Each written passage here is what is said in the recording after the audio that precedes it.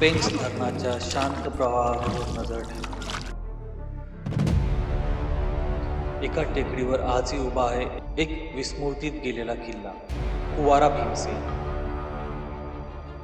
शतकापूर्वीच्या लोककथा, दगडात कोरलेले पुरावे आणि देवत्वाची अद्भुत उपस्थिती. इथे प्रत्येक पाऊल एक अनोखी कथा सांगतं. आज आपण चढतोय या रहस्यमय टेकडी, कुवारा भीमसेन किल्ल्याचं सत्य जाणून घेण्यासाठी.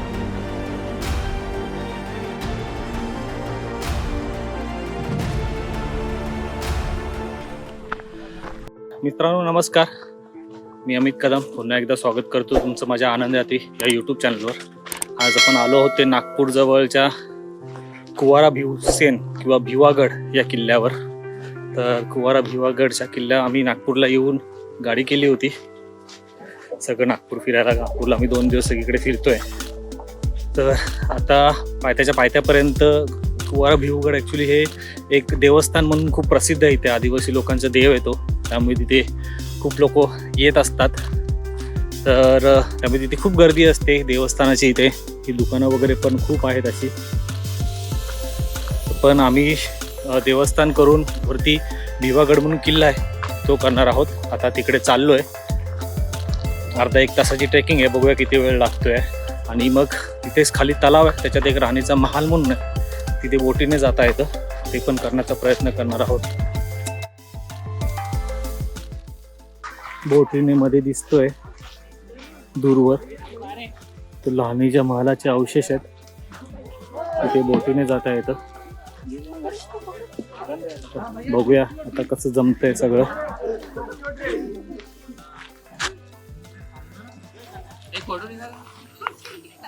व्हिडिओ चालू आहे.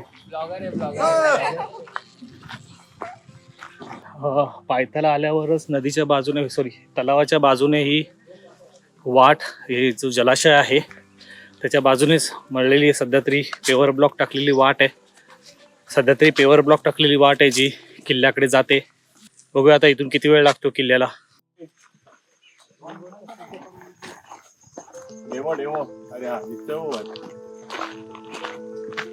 तो तिकडे दिसतोय तो भिवागडचा टॉप. खाली जलाशयाचं नाव काय? पेंच बॅकवॉटर. पेंच धरणाचं बॅकवॉटर आहे हे, तलाव नाहीये. पेंच धरणाचं बॅकवॉटर हे कुवारा भीमसेन म्हणून देवस्थान पण आहे इथलं गोड आदिवासी लोकांचं. खाली मंदिर आहे, पण आम्ही ते मंदिर येताना बघणार आहोत. आणि आता आम्ही चाललोय पहिले किल्ल्यावर. आणि किल्ल्यावर जाऊन आल्यावर, कारण का किल्ला काळोखाच्या अगोदर संपवायचा आहे. पेंच टायगर रिझर्वमध्ये येतो, त्यामुळे इथे जंगली जनावरांचं वावर असतो. त्यामुळे 5 वाजताच्या अगोदर खाली यायचं आहे. आणि मग नंतर आम्ही मंदिरात जाणार आहोत. चालू करून एक 5 मिनटं झालेत. आता खडी चढाई लागली आहे. आणि बघू शकता माझे मित्र चढतायत. आता थोडी खडी चढाई आहे, एक 5-10 मिनटं झाले चालू करून. भिवागडावर ही खूप भाविक जात असतात, कारण का त्यांची श्रद्धा आहे की वरती एक गुहा आहे आणि त्या गुहेत कुवारा भीमसेन हे त्यांची जी दैवत आहे, त्यांनी तपश्चर्या केली होती. वरतीही त्यांचं एक मंदिर आहे. कोणाला द्यायचंय वाघाला? यांना वाघाला तर यांना द्यायचंय.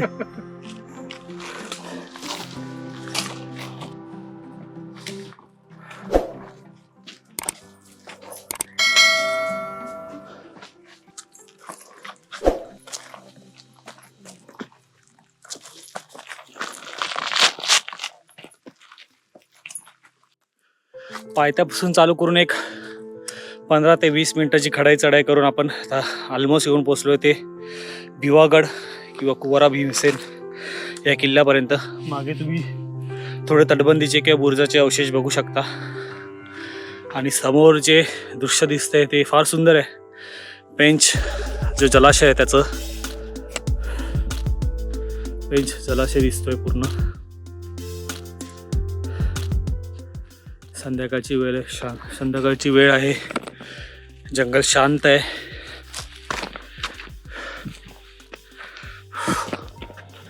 ही अशी खडी चढाई आहे. इथे काही अवशेष गडाचे, कदाचित इथे दरवाजा असावा गडाचा पूर्वी, पण आता त्याचे काही अवशेष नाही उरलेत.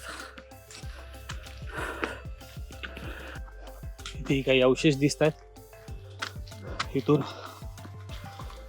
पूर्ण पेंच जे जंगल आहे त्याचा विस्तृत असा नजारा दिसतोय.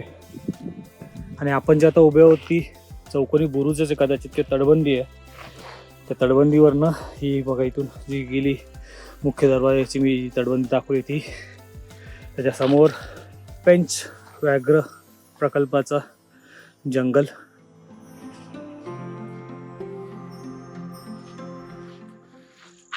या साईडला पेंच नदी,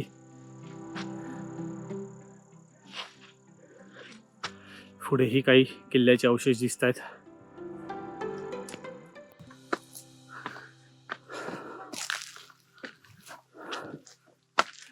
बुरुजाचे अवशेष, तुटलेल्या तटबंदीमधूनच किंवा बुरुजाच्या इथूनच आपण गडावर आता प्रवेश करतोय.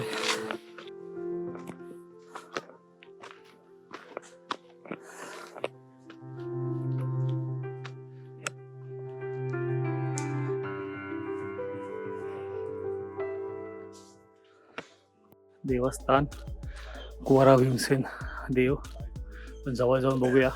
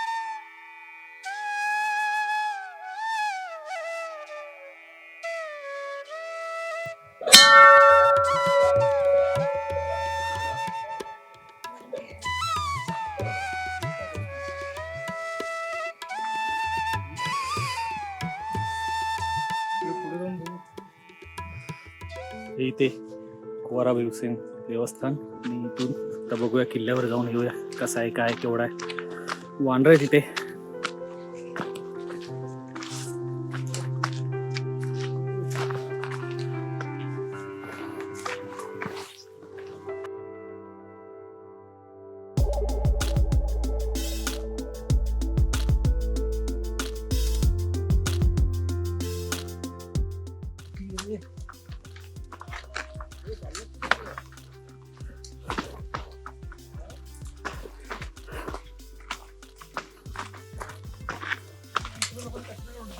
सगळा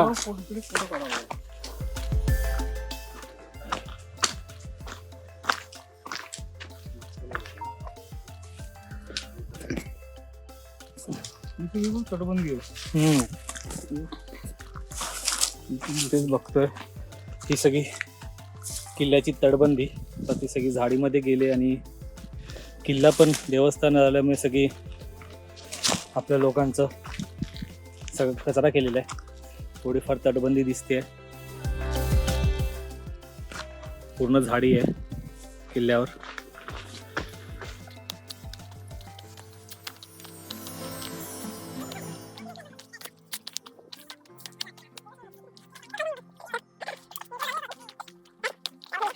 तटबंदी ठीक आहे. तो चौकोनी बुरुज असेल कदाचित.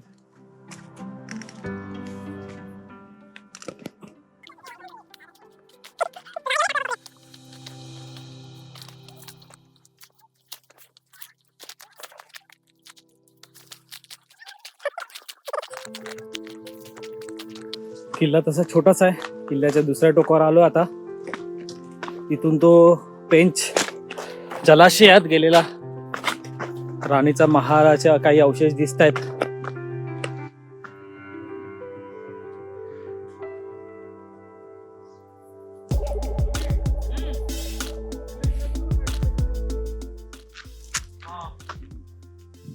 वरतून दिसत होती ती तटबंदी,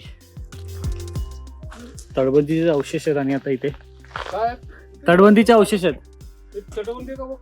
हो तीच तटबंदीच आहे. बाकी किल्ल्यावर काही तसे अवशेष नाही आहेत. तटबंदीचेच अवशेष आहेत. थोडेसे एका बुरुजाचे अवशेष आहेत. बाकी हे कुवारा भिवगड म्हणून देवस्थान म्हणून प्रसिद्ध आहे. भिवागड किल्ल्याची थोडासा बुरुज सदृश्य तटबंदी बुरुज सदृश्य अवशेष भाले किल्ल्याचे. इथून वाट खाली जाते. बघूया आता कुठे जाते ती. ते झाडीमध्ये एक बुरुज दिसतोय. पूर्ण तटबंदी आहे झाडीमध्ये लपलेली. ही नदीच्या साईडने आहे.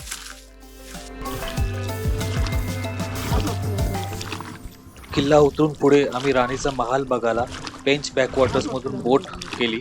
तिथून हा भिवगड किल्ल्याच्या पाठीमागे सूर्यास्त होताना सुंदर नजारा दिसत होता.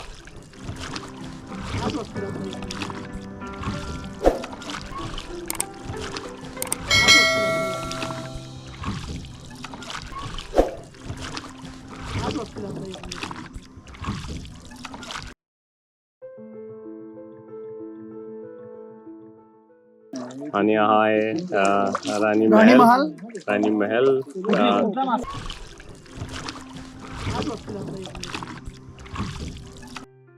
हा महल गावामध्ये होता. पूर्वी या जागेवर गाव होतं. पूर्वी या जागेवर खूप छान असं गाव होतं. धरण बांधलं तेव्हा हे गाव हटवलं. गावाचं पुनर्वसन केलं. पण राणी महल असाच राहिला, अमर चिरंतर. आता पाणी जास्त असल्यामुळे वरचा फ्लोअर फक्त दिसत आहे. इतर वेळेस खालचे 2 फ्लोअर दिसतात. बरोबर. उतरता येत नाही. उतरायला थोडी जास्त मेहनत घ्यायला लागते.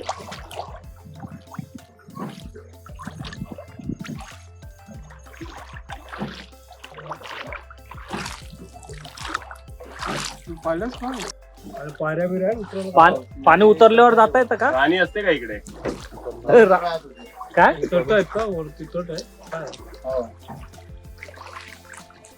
तुमच्यात लोक जातात का वर कधी? आता रिक्षा आहे 2-3 वर्ष झाली. अच्छा पहिले जायचे का? नाही त्या साईडनी जागा. कसं ते स्लॅब आहे ना, ते कसं आहे ते आपल्याला माहिती. खाली उतरायला गेलाय तेव्हा तिकडून जागा ना ती बघ.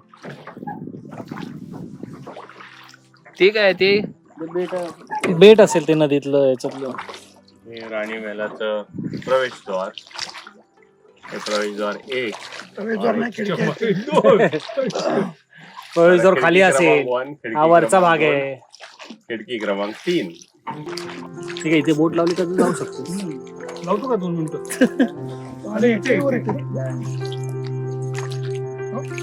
हा वर येत असेल ना पावसाळ्यातून. पूर्ण बुडून जाते एवढं पाणी राहते. आता बोटिंग करून झाली आहे. आता मंदिरात जायचंय.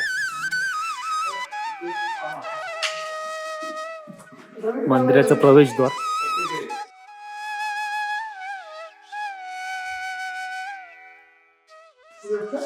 मंदिराचा इतिहास लिहिलाय.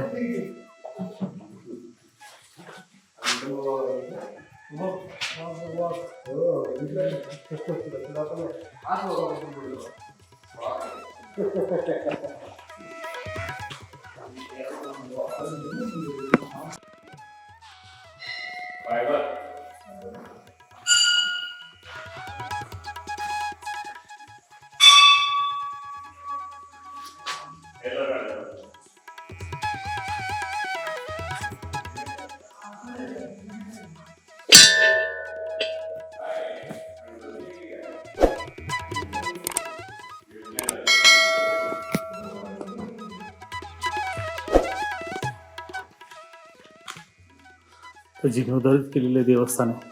मंदिर आहे. ते आदिवासी गोंड लोकांचे हे देव आहे. कुमार भीमसेन.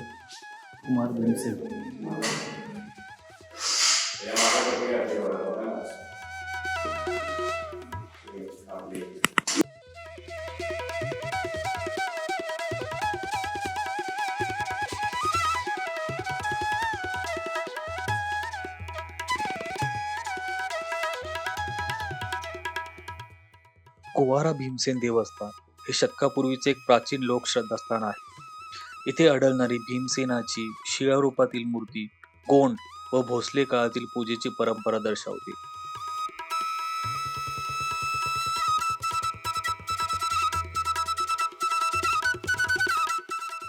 स्थानिक कथानुसार देवतेचं कुवारा म्हणजेच अविवाहित शक्तिरूप दर्शवणारं स्वरूप इथे पूजलं जातं.